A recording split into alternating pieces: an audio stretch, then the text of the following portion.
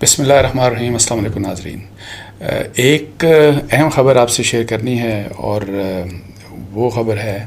عمران خان صاحب کے سافر کیس کے متعلق. اور اس سافر کیس میں عمران خان صاحب کے اگینسٹ جو مقدمہ جو 2-3 دن پہلے جو ایف آئی آر ایک اس کے لحاظ سے خبر آئی تھی کہ ایف آئی اے نے ایک ایف آئی آر درج کر لی ہے، تو اس ایف آئی آر کے متعلق پتہ چلا ہے مجھے، اور وہ یہ انفارمیشن ہے کہ جی یہ جو ایف آئی آر ہوئی ہے یہ آفیشیل سیکریٹس ایکٹ کے تحت ہوئی ہے، جو کہ ایک ظاہر ہے کافی سخت قانون ہے. اور اگر آپ آرمی ایکٹ کو پڑھیں تو آرمی ایکٹ کو جب آپ پڑھتے ہیں تو جو آفیشیل سیکرٹ ایکٹس کی بہت سی وائلیشنز ہوتی ہیں تو اس میں اگر کوئی اوفینس کور ہوتا ہے تو اس قسم کے اوفینس کا ٹرائل ملٹری کورٹ میں آرمی ایکٹ کے تحت کیا جاتا ہے. تو اب یہ نہیں پتا کہ عمران خان صاحب کا اس کیس میں ٹرائل کہاں پہ ہوگا، لیکن یہ ایک امپورٹنٹ ڈیولپمنٹ ہے آفیشیل سیکرٹ ایکٹ کے تحت ان کے ایف آئی آر ہونے کی. یہ ڈیٹیل میں آپ سے شیئر کروں گا، اور اس کے ساتھ میں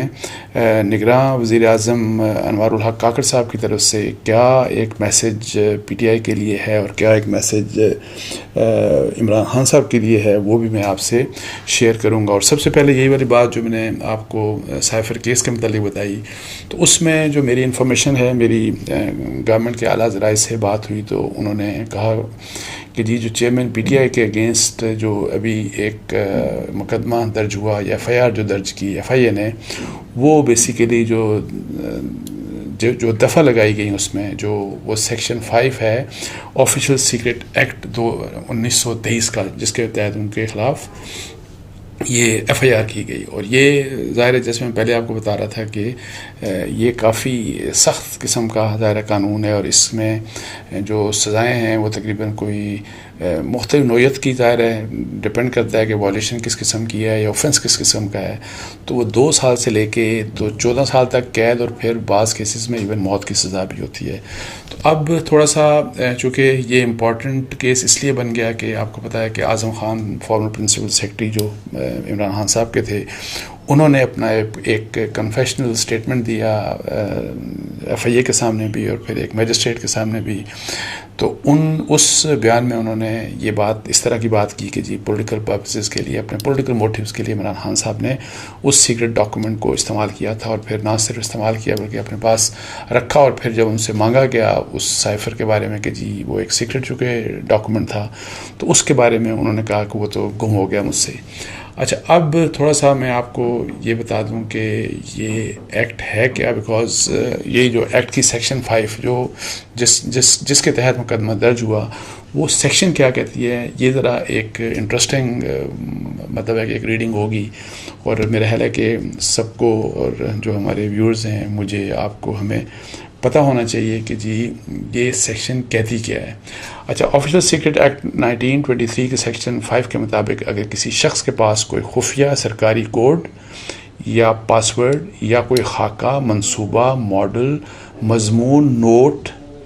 دستاویز جس میں سائفر ظاہر ان چیزوں میں کور ہوتی ہے، یا معلومات ہے جو کسی ممنوعہ جگہ یا اس سے وابستہ کسی چیز کے متعلق ہے، یا جو اس ایکٹ کے خلاف ورزی کے کرتے ہوئے بنایا یا حاصل کیا گیا، یا جسے حکومت کے تحت عہدہ رکھنے والے کسی شخص کی طرف سے بھروسہ کرتے ہوئے فراہم کیا گیا ہے، یا جسے اس شخص نے اپنے عہدے کی وجہ سے حاصل کیا ہے یا رسائی حاصل کر لی، یا ایک ایسے شخص کے طور پر جس نے حکومت کی طرف سے معاہدہ کیا تھا یا کیا ہے، یا کسی ایسے شخص کی حیثیت سے جو ایسا عہدہ یا معاہدہ رکھنے والے شخص کا ملازم ہے، اس نے جان بوجھ کر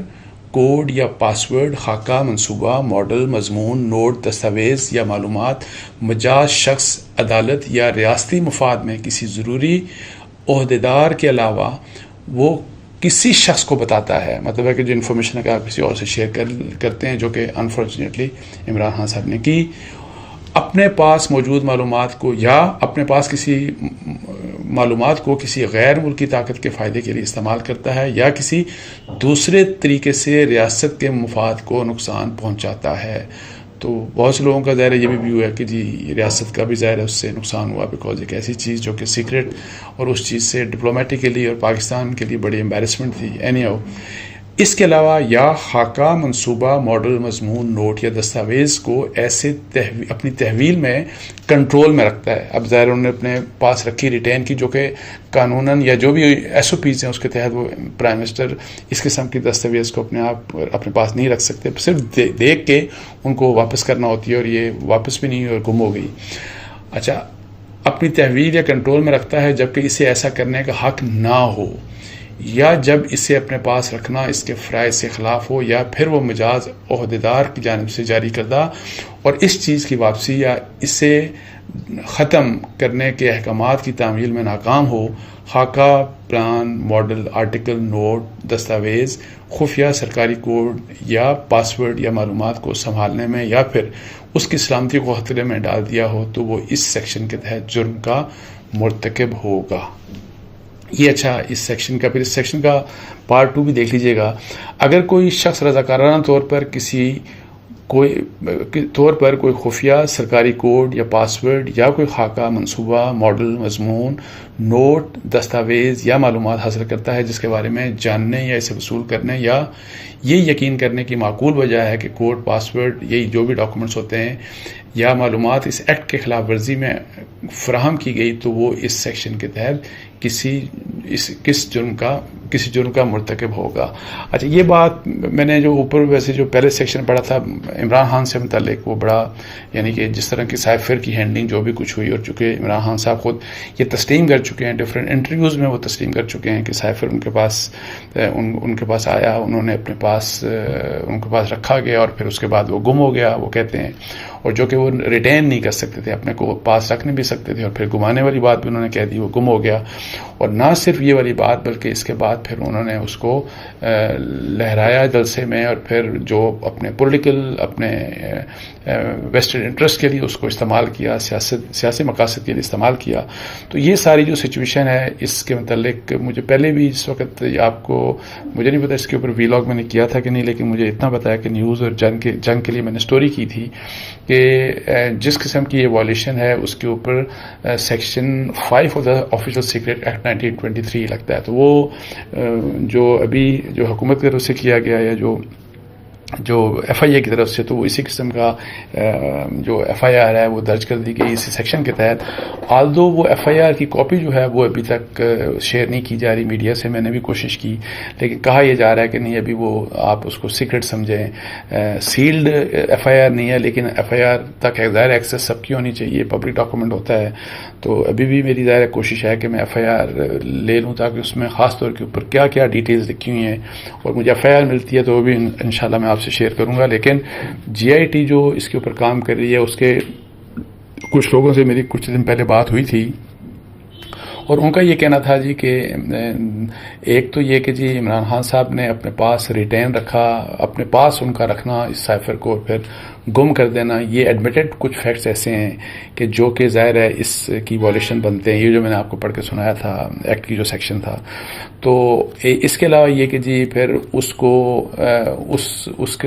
کس طرح سے استعمال کیا گیا، اس کا جو پولیٹیکل اینگل تھا، اور اس لحاظ سے بھی ظاہر ہے وہ بھی ایک ایک وائلیشن ہے، اوفینس ہے. تو اب وہ پریسائسلی کیا لکھا ہے ایف آئی آر میں، وہ انشاءاللہ مجھے جیسے ایف آئی آر ملے گی میں آپ سے شیئر کروں گا. لیکن اتنا میں آپ کو بتا دوں کہ عمران خان صاحب کے متعلق اگر کچھ اور بہت سیریس کیسز بھی ہیں، آلدو بہت سے کیسز ان کے خلاف درج ہیں، بہت سے کیسز میں، بہت بڑے کیسز میں کوئی جان نہیں ہے، اور وہ سیاسی مقاصد کے لیے مطلب ہے کہ درج کیے گئے. لیکن جو کیسز جن میں جان ہے اور جن کے بارے میں عمران خان صاحب کو پریشانی ہونی چاہیے اور ہو سکتی ہے، اس میں یہ کیس بھی آتا ہے. اور میں آپ کو یہ بھی بتا دوں کہ اس میں یہ بھی ایک خبر آج بلکہ ایک خبر چھپی میں پڑھ رہا تھا کسی اخبار میں کہ حکومت کی طرف سے اس کیس کو، سائفر والے کیس کو مطلب ہے کہ اس کو تاکہ اس کی مقدمہ بازی جو استغاثہ جو ہے اس کا تاکہ وہ ایک مضبوط ہو، تو اس کے لیے انہوں نے ایک اسپیشل پروسیکیوشن ٹیم بھی بنا دی ہے جس میں شاہ خاور صاحب بھی شامل ہیں، ظاہر سینئر سپریم کورٹ کے وہ لائر ہیں، اور اس کے ساتھ ساتھ رضوان عباسی یہ بھی ایک سینئر لائر ہیں. سو اس طرح کی انہوں نے ٹیم بھی بنا دی ہے جو کہ اس مسئلے میں اسپیشل پروسیکیوشن مطلب اس کیس کو پرسو کرے گی جب یہ کورٹ میں چالان ایک تو کیس کورٹ میں لے کے جایا جائے گا، اور امید یہ ہے کہ جلدی یہ چیزیں بھی آگے چلیں گی۔ اچھا، اس کے علاوہ جو میں پہلے دوسری بات کر رہا تھا، جو آج پرائم منسٹر نگراں وزیر اعظم کی پہلی کیبنٹ میٹنگ تھی، اور ان کی پہلی کیبنٹ میٹنگ میں انہوں نے کیبنٹ میں خطاب کیا، اور انہوں نے اچھی باتیں کی، اور اس میں ایک تو میں جو عمران خان صاحب کے متعلق میسج کی بات کر رہا تھا یا پی ٹی آئی کے متعلق، وہ میں بات ابھی کرتا ہوں آپ سے، لیکن اس سے پہلے ایک اور بات جو کہ ظاہر ہے بڑی ہی جس نے پورے پاکستان کو، ہم سب کو افسردہ کیا، اور بلکہ میں یہ کہتا ہوں کہ پوری دنیا میں ہم بدنام کیا پاکستان کو، اور انفارچونیٹلی مسلمانوں کو بدنام کیا، ہم نے اپنے دین کو بدنام کیا، وہ یہ جو جڑاں میں جس قسم کا جو انسیڈنٹ ہوا، تو اس کے اوپر اور جس کے لیے میں آپ کو بتاؤں کہ بڑا دل، یعنی کہ سب کا بڑا دل اداس ہے کہ جی ہم تو دیکھیں کہ انڈیا کے بارے میں کیا کہتے تھے کہ مودی کس قسم کا، اور وہاں پہ وہ مائنارٹی سے کس قسم کا سلوک کر رہا ہے، ہم تو سویڈن کے بارے میں دیکھیں احتجاج کر رہے تھے، ہم ڈینمارک کے بارے میں جو پوری دنیا میں جس طریقے سے مسلمانوں کے جو اسلام سے متعلقہ جو ہمارے جو عقائد ہیں، جس طرح ان کو ہرٹ کرنے کے لیے جو گستاخیاں کی جاتی ہیں، ہم تو اس کے اوپر شور مچاتے تھے سب کچھ، اور ہم دنیا ساری کو یہ بتاتے ہیں کہ ہمارا دین تو یہ کہتا ہے کہ آپ نے سب کو، باقی تمام جتنے بھی دوسرے جو مذاہب ہیں، آپ نے ان کی رسپیکٹ کرنی ہے، ان کی عبادت گاہوں کو آپ نے پروٹیکٹ کرنا ہے۔ یہ تو ہم تو ہمارا دین تو یہ ہمیں تعلیم دیتا ہے، لیکن جو جڑاں میں ہوا انفارچونیٹلی یہ بہت ہی قابل مذمت اور قابل افسوس واقعہ ہے، اور یہ والی بات کہ جی اگر وہاں پہ اگر کسی ایک شخص نے کوئی گستاخانہ عمل کیا تو ظاہر ہے اس کے اگینسٹ پروسیڈ کیا جانا چاہیے تھا، بجائے اس کے کہ جی ایک موب آ جائے اور پھر وہ دیکھیں آپ نے کہ گرجا گھر پتہ نہیں کتنے گرجا گھر جلا دیے، اور پھر کس طریقے سے جو کرسچن جو ممبرز تھے، جو سٹیزن تھے وہاں پہ، ان کے ساتھ دیکھیں کہ ان کے گھروں کو رینسیک کیا گیا، جلایا گیا ان کو، وہ بیچارے وہاں سے اپنے گھروں کو چھوڑ کے چلے گئے۔ تو ہم کیا، اور ابھی ظاہر ہے اس کے بعد آپ دیکھیں کہ حکومت جو ہے وہ اسلامی تعلیمات اس بارے میں کیا ہے، اس کے بارے میں اشتہار بھی آ رہے ہیں، بتا بھی سب رہے ہیں،